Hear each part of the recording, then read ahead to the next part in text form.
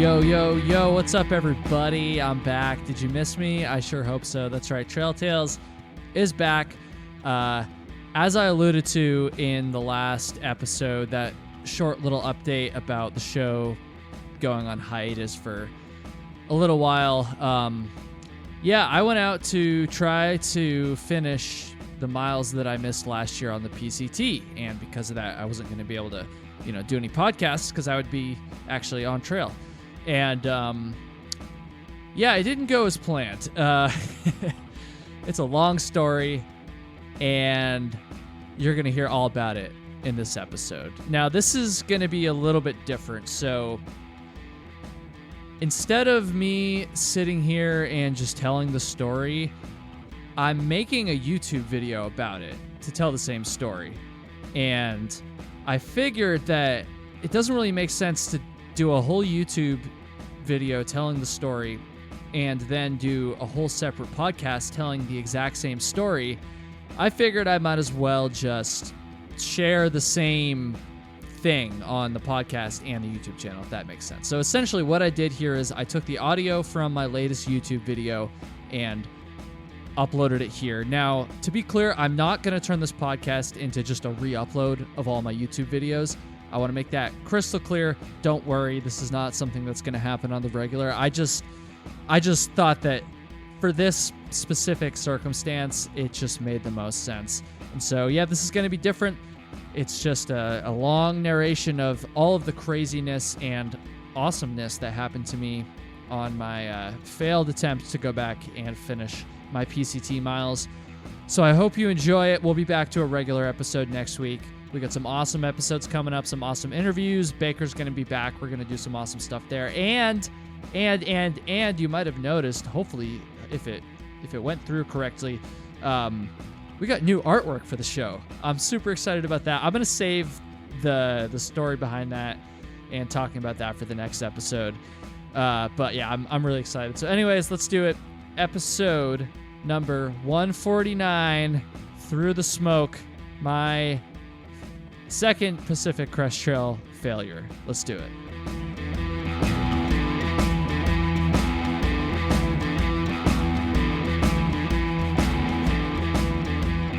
So as many of you know, last year, me and my friend Flossie tried to thru hike the Pacific Crest Trail, and we got that close. And I really do think that we would have finished if it wasn't for fires.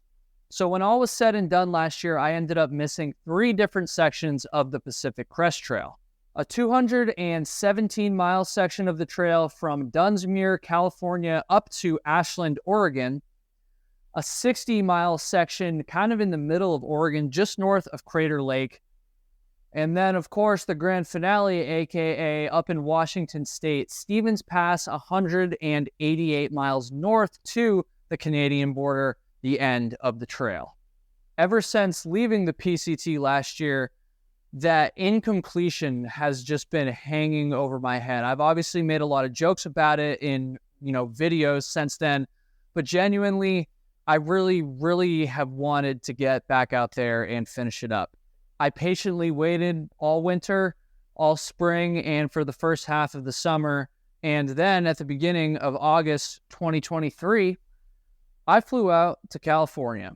My plan was to hit all 3 sections that I had missed and actually finally complete the entire Pacific Crest Trail.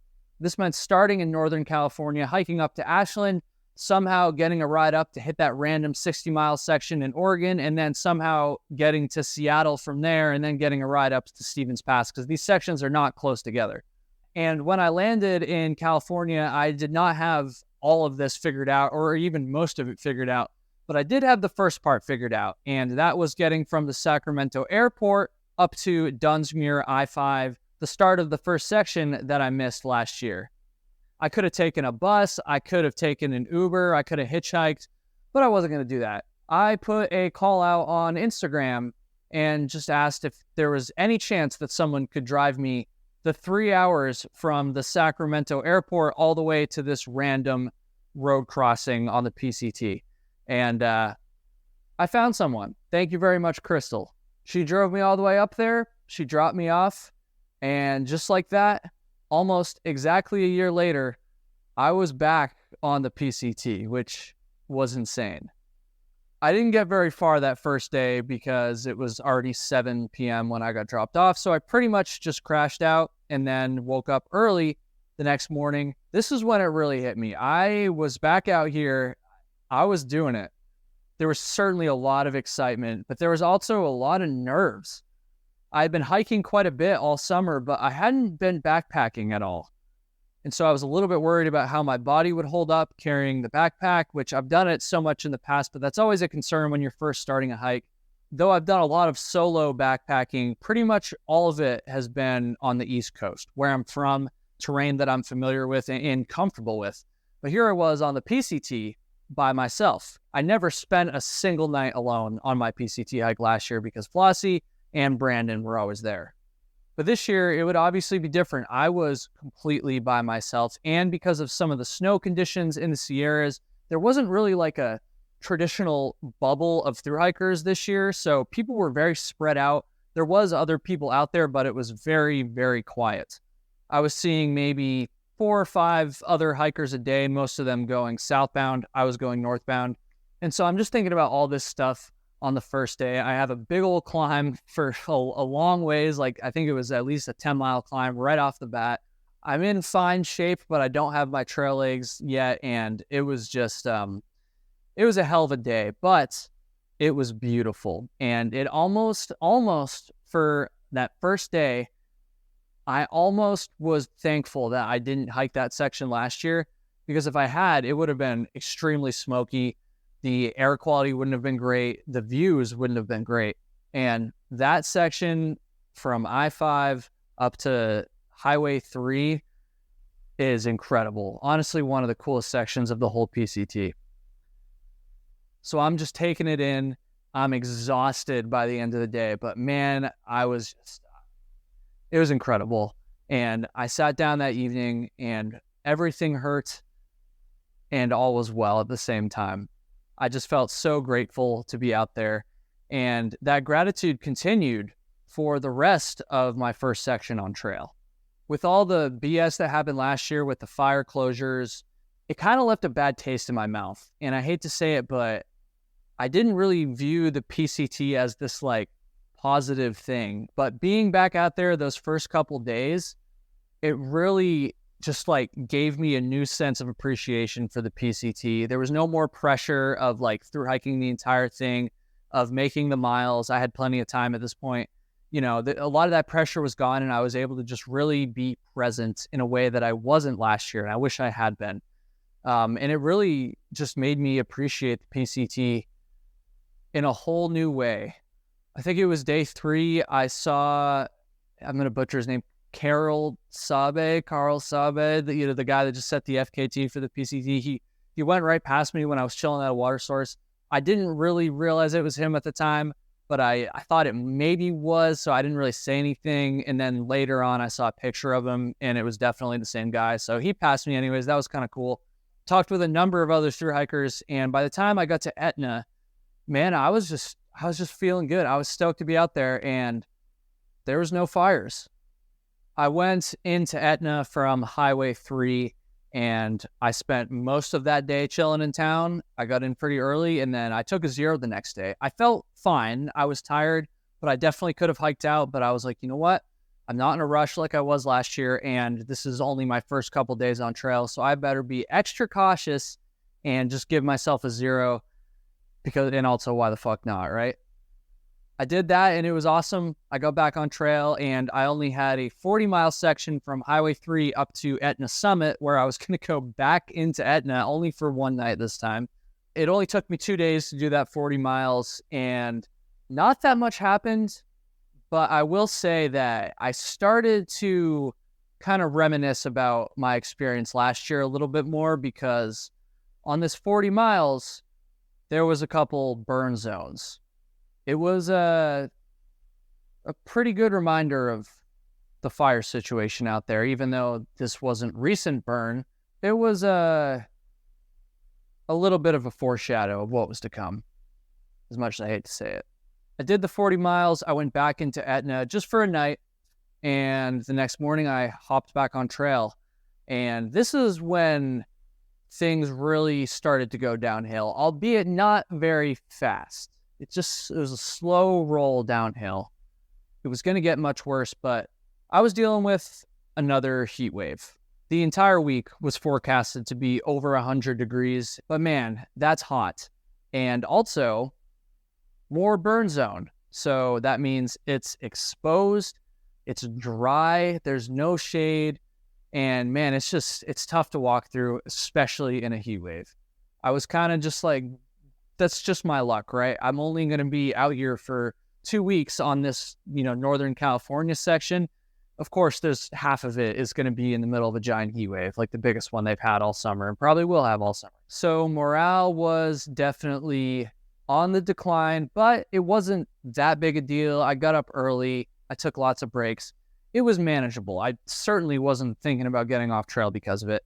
And there were some interesting things that happened on this section too. It took me about 4 days to get from Etna Summit to Sayad Valley. A lot of animal encounters, including a bear sighting on my very first day, another bear sighting the next day, which I did not get on camera, but it was kind of funny because I got recognized from YouTube by a guy that was going the opposite direction, and he was like, "Hey, you're Kyle Hates Hiking. By the way, there's a bear up in that tree right there." So that one was no big deal. But 2 bears in a row. And then the next day, the day that I got into Sayad Valley, I saw a rattlesnake. That day that I got into Sayad Valley was probably the most miserable of the whole hike. It was so hot. The entire day I was going downhill, which I'm glad I wasn't going uphill, but I was just going lower in elevation, lower in elevation, lower in elevation. And the lower in elevation you get, the hotter it's going to be. So by the end of the day, I was down around 1,000 feet in elevation, which is very low for out there. And it was almost 110 degrees. I think it was 108 that day. And of course, the entire day was a burn zone too. So it was just brutally hot. And I got down to the bottom of the climb, and there's a dirt road there. And the PCT actually follows this dirt road for like 4 or 5 miles before it comes out into the town of Sayad Valley, follows a paved road for a few miles, and then eventually you go back up into the woods. And when I got to the end of this dirt road, there's actually a campground there, and I was defeated. So I sat there at the campground for about 2 more hours, most of which was spent sitting actually in the river because it was so hot. Even just sitting in the shade was almost unbearable down there. And so I just sat in the river. A couple other hikers came through. And then I road walked down to Brian's house. It was now a little bit cooler. I rolled up to that place, and dude, absolutely incredible. Wi-Fi, laundry, showers. He cooked a huge meal for myself and a couple other hikers that were there.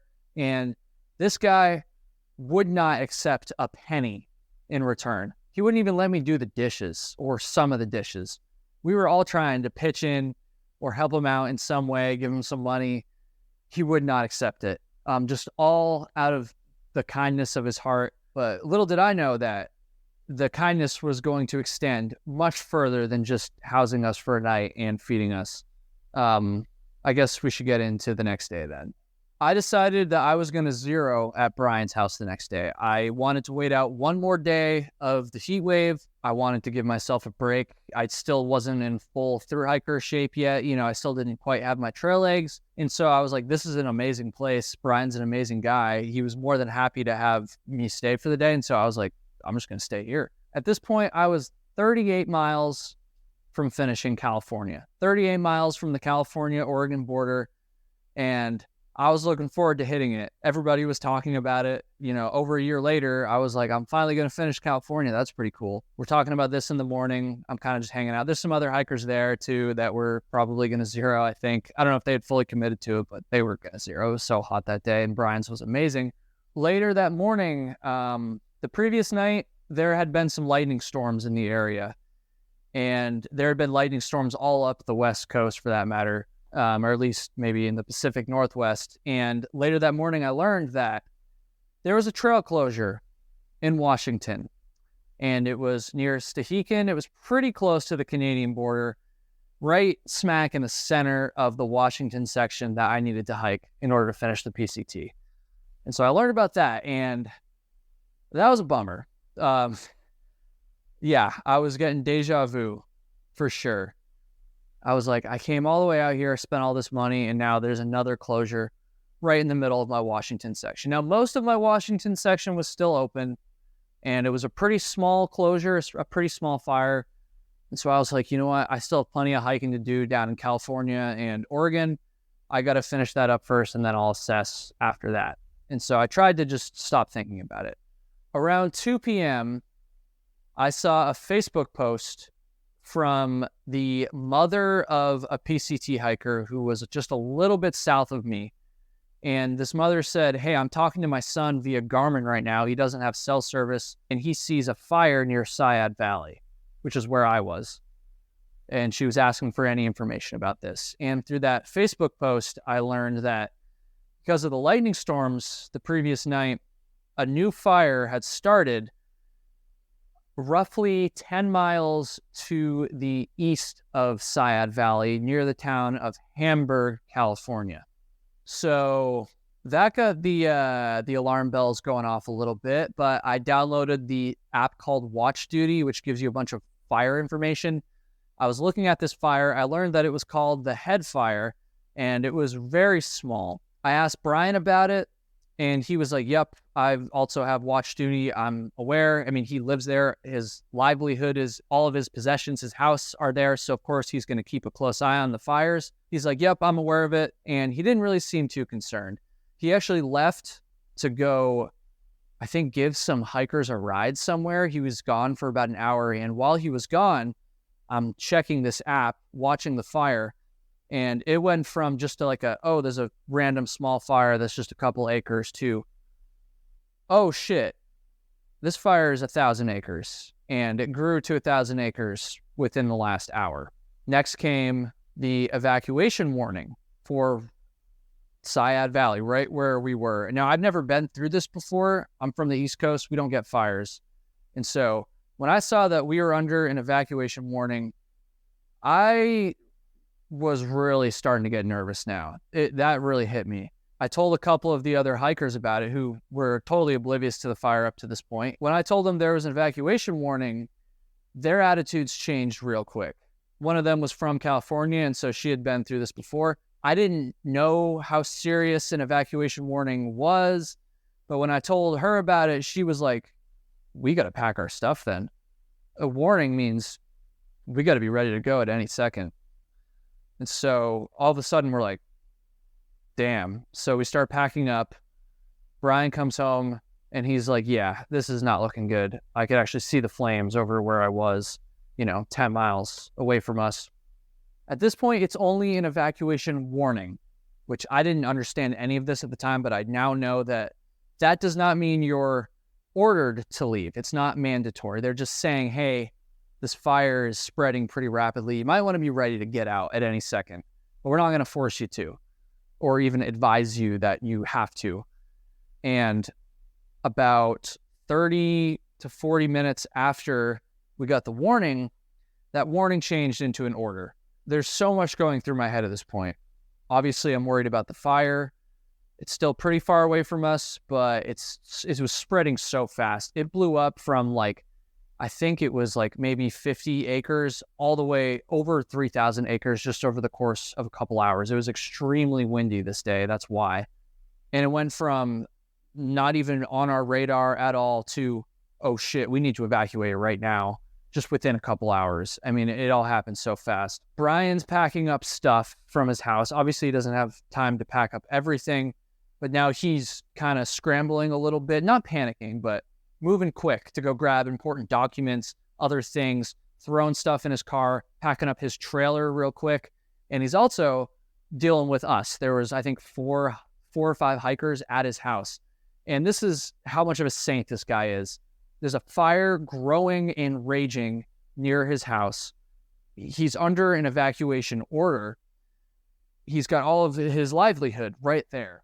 You think that'd be enough to deal with at one point, but he's also dealing with all these hikers, And he's not just dealing with us or putting up with us. He's going out of his way to help us. He's advising us on what we should do. He's making us food. He was literally cooking us dinner while all this was happening. He's looking on Facebook and trying to find more information about the trail. And he's trying his absolute best to help us. So grateful for this guy, dude. And so we evacuated. Brian drove us 30 minutes down the road to a town called Happy Camp. They opened up an emergency shelter for us that night. It was just in like a gym, basically, like a basketball little gym thing. There were showers, there was Wi-Fi. It was away from the fire. Everything was good. But man, what a just a sketchy situation. But that wasn't the end of it. We had nowhere to go in Happy Camp. And so we woke up the next morning. The fire was still raging and it wasn't contained at all, but it hadn't really grown anymore since like 9 p.m. the previous night. I didn't have anywhere to go. And so Brian drove us back to his house. I felt like that was the best thing to do. Of course, we were at his house. We would have his vehicle if we needed to evacuate. And there was still a slither of hope that maybe I would be able to hike out the next day or something if the fire, I don't know. But we got back to his house and PCTA officially closed the trail from Etna Summit all the way up to the Oregon border. And so there I am trying to decide what the hell to do. Obviously, I wasn't going to hike out when the trail was closed, but do you know how much it sucked to be only 38 miles away from finishing California on the second year that I was out there? And trail's closed again. 38 miles left. A day and a half. It sucked. I'd spent all this money getting back out there for the second time, and the same goddamn thing happened. So now I got to decide what to do. The trail's closed. The fire situation is still pretty sketchy, and there's more bad weather, lightning storms predicted for the next couple days. I'm not hiking out. The air quality is getting really bad. I got to figure out a way to get out of here. And Brian, I'm sure would have helped, but he had done so much at this point that I really wanted to try to figure out something else, some other way to get out. There's a couple other hikers in the same boat as me. We're trying to get to Ashland. Second year in a row, I'm trying to get to Ashland, having to skip up. Ridiculous. But we hear rumors that the county that we're in, which I'm going to butcher the name of this county, Siskiyou County, California. There's rumors that the county is going to send a bus just to pick up us hikers in Sayad Valley and bring us up to Ashland, which is incredible. So we hear this rumor. Brian's on the phone with the sheriff. People are posting on Facebook. We're talking to Rick down at the store a few miles away. The bus is coming. Oh, never mind. They're not sending the bus anymore. Or, oh, the sheriff showed up, but there was nobody there, so now they're not. Oh, yeah, actually, no, they're not sending the bus. I'm telling you, it was back and forth for a couple hours. At one point, they were like, oh, okay, the county has a bus. They're ready to send it, but they don't have a driver yet. So eventually, we get word that there is, in fact, a bus coming for us, and we need to go down to the Sayad Valley store and wait for it there. So Brian drives us down to the store. He drops us off, and we're waiting at the store. The weather starts to get pretty dicey again. There's lightning around us. Again, there's a lot of smoke from the fires that are already raging, and we're just waiting at this store. There's one guy that works at this store. This is a tiny town. There's one store in the entire town. His name is Rick. He's amazing. He's super cool with PCT hikers. I mean, they bring a lot of business to his store, but just like Brian, he went out of his way to help us so much. He wanted to close the store early that day because of the fire situation and everything, but he had this group of hikers waiting for this bus that may or may not be showing up, and so he kept the store open late just for us. He's calling the sheriff, trying to coordinate this bus just for us. We're not paying him. No one's paying him. He's just doing this because he's a good dude. And so we end up waiting at his store for a couple hours. And this was probably the most memorable moment of my entire PCT experience this year. And that's because the entire time that we're waiting at this store, residents of Sayad Valley and Hamburg, the town that was actually, closest to the fire, are coming into the store. I was just kind of a fly on the wall watching these people in a very, very dangerous, intense situation people are coming in just exhausted. They hadn't slept the previous night because they're up all night trying to figure out what they're supposed to do because of the fire. People are coming in with their kids. They're buying last minute supplies. Some of them were buying alcohol. A lot of them were buying alcohol. I'm not going to lie. A lot of them were not happy with the way the government was handling the fire situation. They weren't mad at the firefighters themselves. I'm sure they were very appreciative of the people that are actually on the ground fighting those fires, but just the way that everything was being managed by the sheriff's office and the Forest Service, a lot of people weren't happy about. And one guy in particular, he came in and he talked to Rick real quick, and let's just say that he had stumbled across someone who had been burned to death the previous night. And this is all just unfolding right in front of me. All these like raw conversations. People are bringing in new information. I heard this about this fire. I heard this about so-and-so. At one point, Rick gets a call. I don't know who it was from. I think it was from a family member, a wife, someone that he lived with, or a neighbor, a close neighbor. And they said, hey, I see a new fire. Like, what do I do right now? Like, a new fire just started from all the lightning. And it was only a couple miles away from where we were in Sayad Valley. And he's like, okay, you need to call 911 and try to report where the fire is. And it is just, dude, 2 hours of this, just like craziness. And no one was straight up panicking, but it was just tense. People were just on edge. I was on edge. And then finally, the bus shows up. And we drive right through the area where the fire is. The road's closed through there. But since the county is picking us up, their government, they have permission to go through there. So they drove us right through smoke, flames, and eventually we got to Ashland. What a whirlwind that was. When I got to Ashland, I got picked up by another person from Instagram, a subscriber, a fan of the channel. His name's Corey, and he lives in Medford, one town over. So Corey picks me up, and it's just been such a long day with all this BS with the fires and seeing the people that are affected by them and just like seeing firsthand what they have to go through. And I still didn't even know what I was going to do for the rest of my hike either. Corey suggested that we go to trail days that weekend.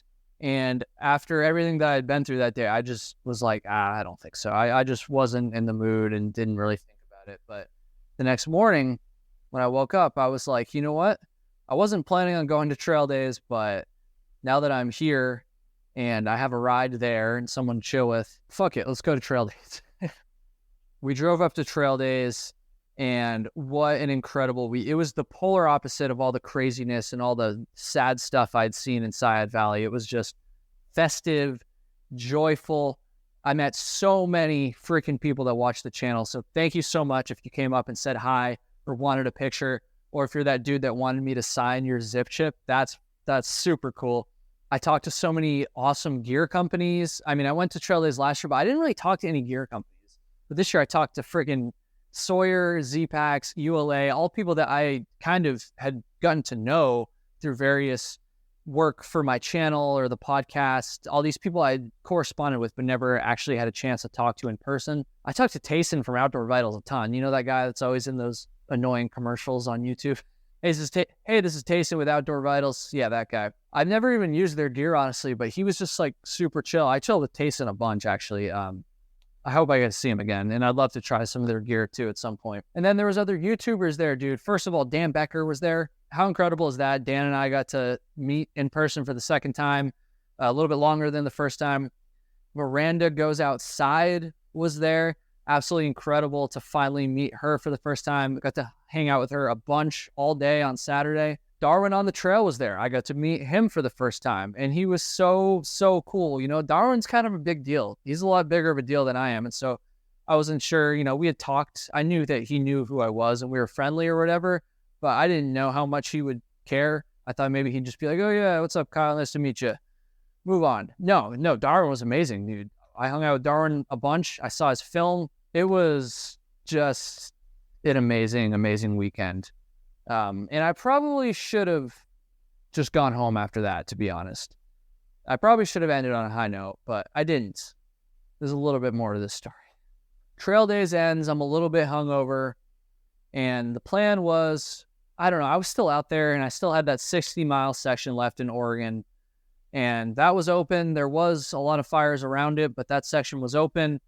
I knew I wasn't going to be able to complete the trail at this point. I'd pretty much given up on even going to Washington, because why go up there if I have miles left in California? And also if there's sections closed up there, I'd given up on that. But I was like, you know what? I still have this 60-mile section in Oregon. I might as well just finish that up. That'll be one less thing to worry about next year when I come back again. So we leave trail days, and Corey's going to drop me off at the north end of this section, which is Highway 52, and I'm going to hike 60 miles south to Highway 138, where Corey's going to pick me up in about 2 or 3 days. Spending the weekend with Corey and a lot of time in the car with him was so awesome. You know, I'm not going to get into the details, but this man has a hell of a story. He's gone through a lot of hardship in his life, and despite all of that, he has an amazing attitude. He's so fun, and it was just really cool being able to spend a lot of time with him, picking his brain. He's very open, and just like learning about his life experience. Again, there's so many people went out of their way to help me on this whole experience, and Corey was one of those people, dude. Let me stay at his house so much, drove me around, would barely accept gas money, like just incredible. Like, I'm so grateful. And since fires are a big theme of this video, for what it's worth, Corey was living in Paradise, California in 2018 when the Camp Fire broke out and burned the entire town to the ground. Just insane. We're getting close to the trailhead, and it's smoky. There's so many fires around us at this point that the air quality is awful. And so I almost didn't hike out. I was that close to not hiking out. We got to the trailhead, and it was smoky, but it wasn't like super smoky. And so I was like, fuck, I just need to go. I'm thinking about this too much. I just got to go. And so I did. I hiked out. And for most of that first day, I kind of regretted it. I'm not going to lie. Not like I wish I was just back home where it's comfortable thing, but more like a sincerely regretted hiking out, because it was just so smoky. And at this point, I wasn't going to finish the trail anyway. So why am I putting up with this? That's kind of how I felt. And that's kind of how I felt for the rest of that section. It was a 60-mile section. I did it in 2.5 days. I did 17 miles the first day, 26 miles the second day, and about 18 miles the last day. And I was beat by the end, let me tell you.